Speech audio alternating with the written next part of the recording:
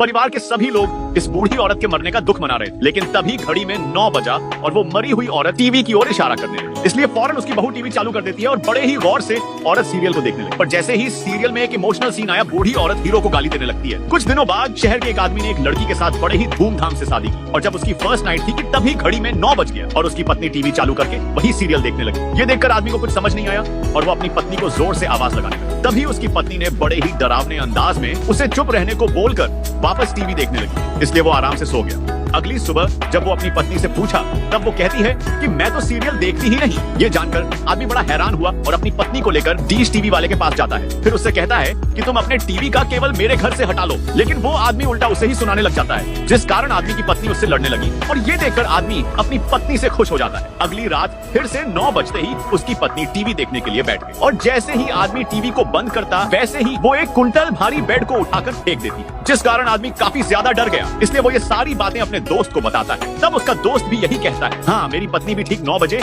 ऐसे ही करने लगती है। लेकिन एक दोस्त दोस्ती के सामने अपना रोला दिखने के लिए कहता है कि मेरी पत्नी मेरी हर हुक्म मानती है और कॉफी का इशारा करते ही वो मेरे हाथ में दे देती है। तब वो लोग कहते हैं कि मैं नहीं मानता, इसलिए उन्हें दिखाने के लिए वो उसे अपने घर ले और टीवी चालू करके कॉफी के लिए इशारा करने लगता है। वहीं पीछे से दोनों दोस्त छुपकर ये सारी चीजें देख रहे हैं। पर जैसे ही घड़ी में 9 बजती है, वैसे ही आदमी की पत्नी सारा काम छोड़ के कुर्सी खींचते हुए बैठकर सीरियल देखने लगती। तभी आदमी को कुछ जलने की महक आती है और वो जल्दी से जाकर आयरन को कपड़े के ऊपर से हटाता है। फिर गुस्से में पत्नी के हाथ से रिमोट छीनकर टीवी बंद करके उसका बैटरी निकालकर फेंक देता है। लेकिन पीछे से उसके दोस्त आदमी को ये सब करने से मना करते हैं। और तभी पत्नी गुस्से में उठी और आदमी से रिमोट की बैटरी मांगने लगी। तब आदमी उल्टा उसे ही डांटने लगता है। फिर ये पत्नी आदमी का गला पकड़ के उठाकर फेंक देती है, जिससे आदमी को भयंकर चोट लगी। इस बार जब उसकी पत्नी उससे बैटरी मांगती है, तब वो डर के मारे बैटरी ढूंढने लगता है। बैटरी फ्रिज के नीचे चली गई थी, जिस कारण उसे निकालने में आदमी को दिक्कत आ रही थी। तभी अचानक उसकी पत्नी बाहर जाने लगी, क्योंकि जल्दी से उसके दोस्तों ने आकर टीवी को फिर से चालू कर दिया होता है और फौरन आदमी के पास जाकर उसे शांत करते हैं। उस दिन के बाद से जैसे ही 9 बजती,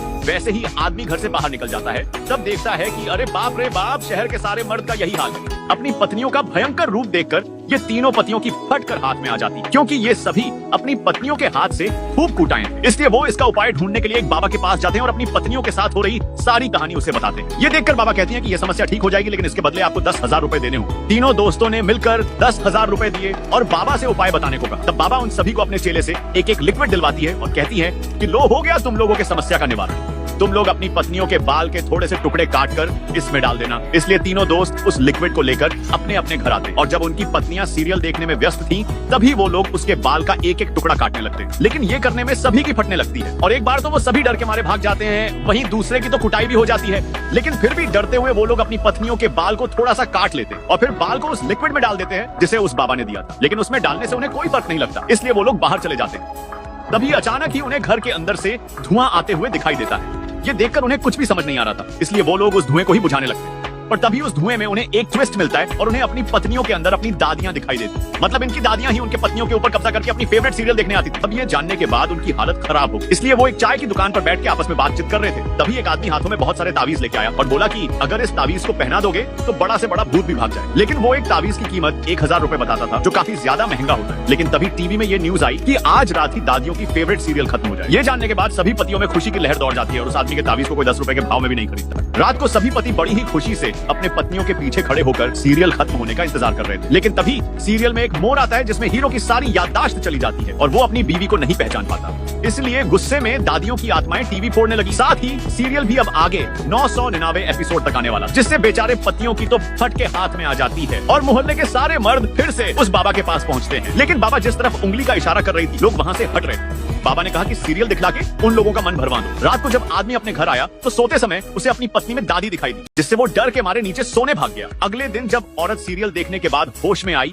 तब उसे समझ नहीं आया कि वो यहाँ क्यों बैठी। तब उसे लगा कि कुछ तो गड़बड़ है, इसलिए वो ये बात अपने पति के दोस्तों के बीवियों से भी पूछती है। तब उन्हें भी ये याद नहीं रहता कि वो रात को 9 बजे के बाद क्या करती। पत्नियों के शरीर पर दादियों की भूत आ जाने से वो अपने पतियों की खूब कुटाई करती, लेकिन होश में आने के बाद वो खुद को बहुत ज्यादा शर्मिंदा महसूस करती। उधर उनके पति लोग भी अपना दुख एक दूसरे को बताकर रोते थे। इसलिए उनकी पत्नियां सीरियल वाले हीरो को कॉल लगाकर कहती हैं कि कृपया करके इस सीरियल को जल्दी खत्म कर दीजिए, क्योंकि इससे हमें बहुत नुकसान होता है। लेकिन हीरो सीरियल खत्म करने से मना कर देता है, जिस कारण गुस्से में वो लोग उसे गाली देने लगती है। ये देखकर उनके पति बहुत खुश होते हैं, पर वो हीरो और ज्यादा गुस्सा हो जाता है और कहता है कि अब मैं कभी भी इस सीरियल को खत्म नहीं करूंगा। उधर वो तीनों पति आपस में मिलकर ये फैसला करते हैं कि उस सीरियल की शूटिंग वो लोग खुद से करवाएंगे, जिसके लिए वो एक कैमरामैन को को बुलाते हैं। साथ ही सीरियल शूटिंग के लिए सेटअप के साथ साथ एक जैसे दिखने वाले हीरो और हीरोइन को भी हायर किया जाता है। अब सीरियल की शूटिंग शुरू होती है और भगवान का नाम लेके पहला एपिसोड दादियों की आत्मा को दिखाया जाता है, जिसमें उन्हें कोई शक नहीं होता कि वो डुप्लीकेट सीरियल है, इसलिए सभी बहुत खुश होते हैं। लेकिन जैसे ही उन्होंने दूसरे एपिसोड की शूटिंग करके दादियों को दिखाया, वो उन्हें पसंद नहीं आया, क्योंकि उन लोगों ने सीरियल को दूसरे एपिसोड में ही खत्म कर दिया होता है, जिस कारण दादियों की आत्म गुस्से में घर का सारा सामान तोड़ फिर करने लगती है। साथ ही बहुओं को भी नुकसान पहुंचती है। इसलिए सभी पति लोग मिलकर अपनी पत्नियों से कहते हैं कि तुम लोग दादी के हिसाब से